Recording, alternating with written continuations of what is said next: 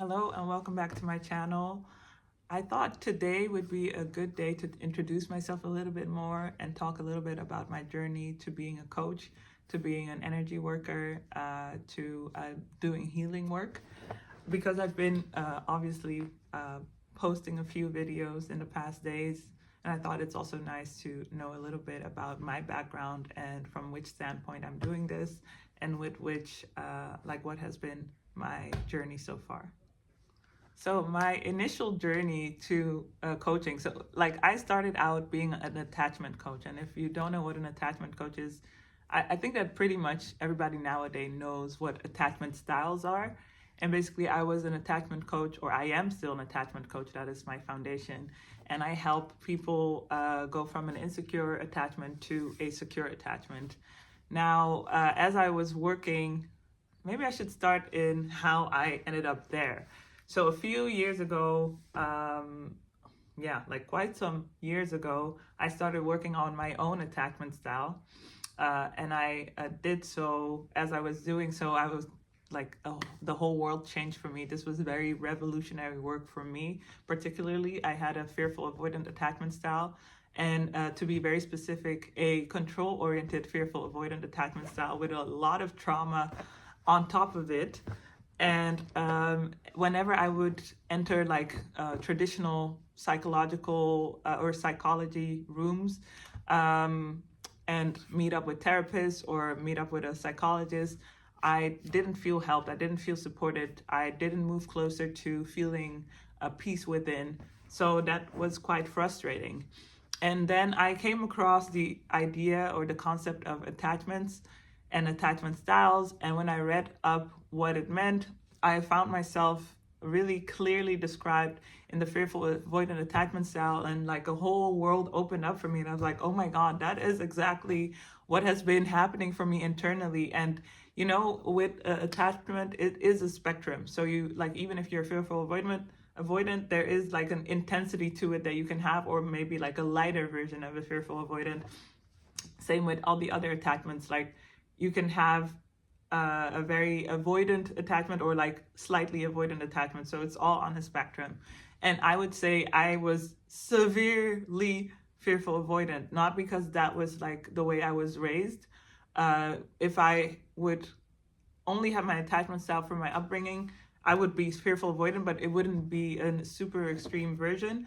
But from the things that I had lived up until then, they were quite traumatic. And so like my original attachment plus the trauma made it so that I was extremely fearful avoidant. So finding out about that and knowing that I could work on that, because it was also the first time that I heard that I could actually work on my attachment style. Before that, every time I would read up on a disorganized or fearful avoidant attachment style, they would always say, hey, if you have this attachment style, you're basically doomed and this is going to be your life forever. And if there's one thing that I never was, it was a quitter. So I refused to take that advice and run with it. And so when I eventually found the way to work on my attachment style, I held onto it, I grabbed onto it, and I never let go. And so years later, when I was becoming more secure, I got the opportunity to also become a coach, become an attachment coach specifically. And I went for that. And I was very, very eager. And so I learned everything inside out. I learned everything about avoidant. I learned everything about an anxious person. I learned everything about a fearful avoidant person. I learned every category within the category. So there are different types of avoidance, different types of anxious people, different types of fearful avoidance. I soaked up all the information and I really held on to information as my security blanket.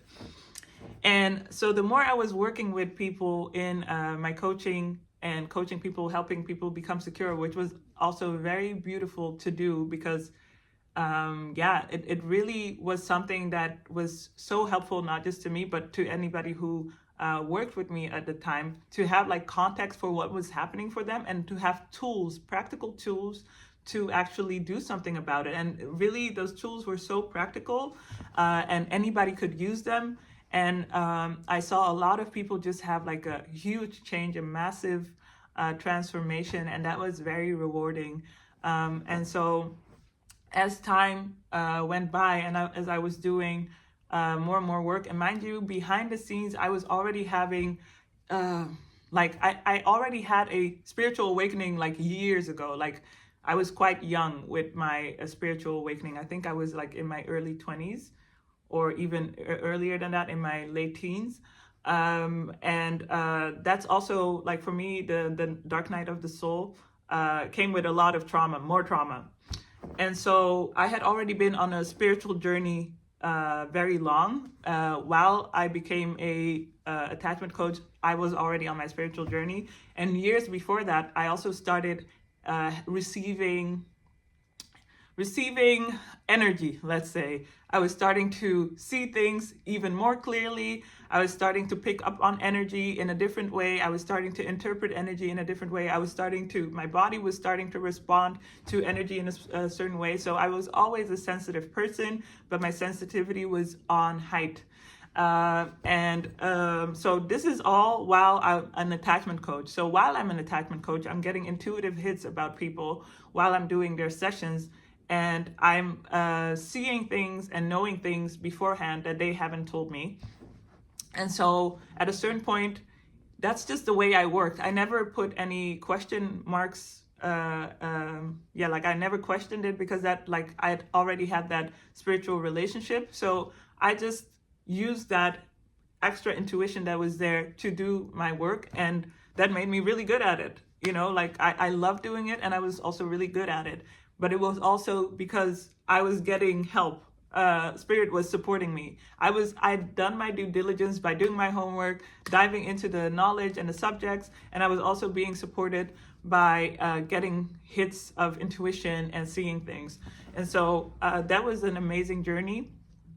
And towards the end of the journey, like I just realized, hey, I can't just continue with this anymore. It's so much more. I was also having spiritual experiences that I couldn't explain, and I needed somebody to explain it to me. I was around me when I would tell my friends. Nobody had those experiences, and so I felt very alone in that experience. Sorry.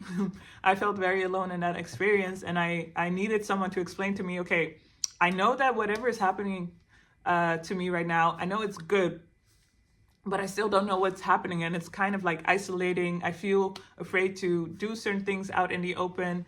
I just have no context for what is happening to me. And so to get that context, I decided to actually partake in a class, so like a teaching, no, a course, that's the word that I'm looking for, a course to become an energy work facilitator, specifically TTC. It's kind of like similar to spinal energetics, and you work with people's energetic body.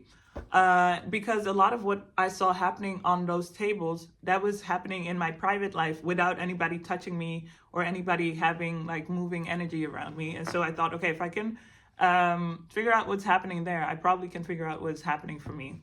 So I enrolled in that course, and I learned a lot, and I learned a lot about myself. And it wasn't necessarily that I had any more knowledge about just energetics, but I had more acceptance for what was happening to me, and I didn't feel so crazy and alone in that experience. And I realized, wait, all these people here in the classroom are also having similar experiences to a degree. So that really gave me the confidence to also come more forward with this aspect of my life, because up till then I had only shown people, like me being a coach and like from a psychological perspective, but I never named the fact that I was also getting that I was also a spiritual person. So I had my spiritual coming out to the rest of the world, let's say, like my people, my friends, my family, they already knew. Like they already knew that. But now everybody who wanted to work with me would also know.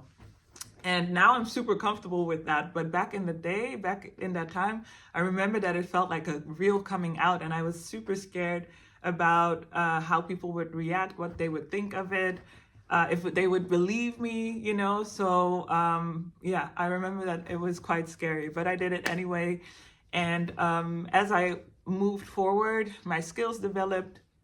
I became better at reading energy, my how do you say it? The clairs developed more. My hits were clearer. I think I developed different, so I think at that time I only had is it clairsentience?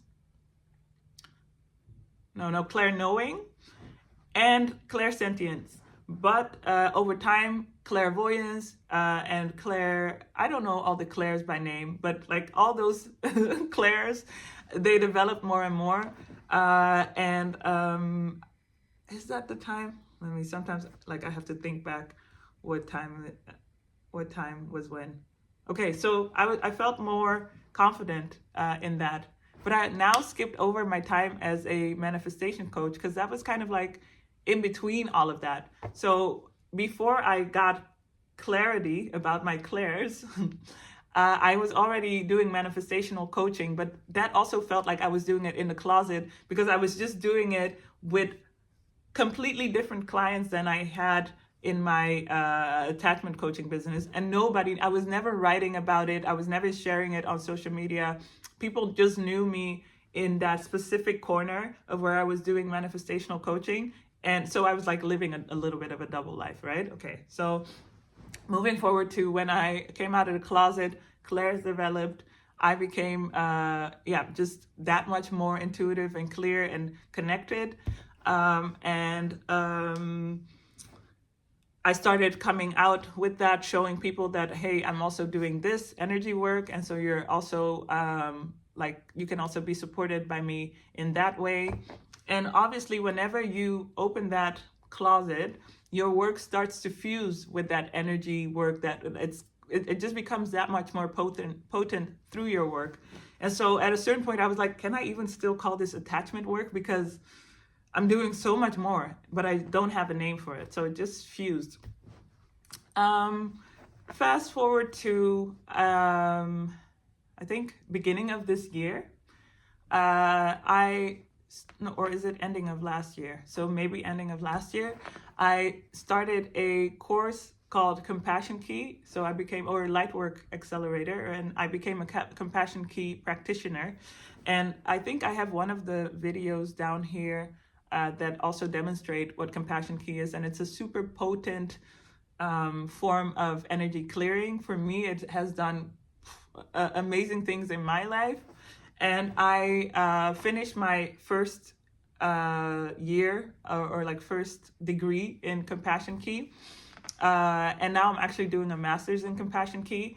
And the reason why I think it's such a powerful modality is because for me, at least, I always question whether other people are having that same experience, because I've done so many different energy modalities. I've done so many types of healing work. And so when I came across this, I really felt the energy quality of this is very different.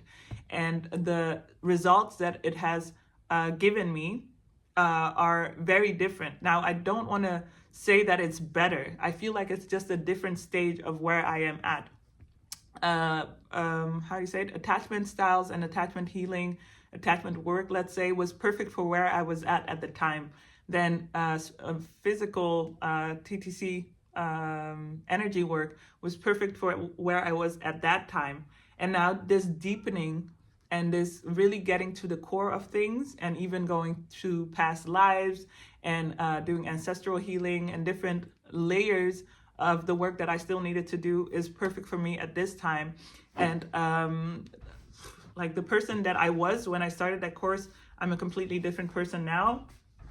And I'm just way more, and I'm not saying that I wasn't at the time, but I'm just way more in my heart. I lead with my heart. I am constantly kind of connected. It's such a beautiful transformation. And currently I'm also doing a master practitioner in the same modality, Compassion Key. And so I'm just honing my skills even more. I'm super excited to learn all the new things. We already started, so I'm already learning new things, and there's more to come. One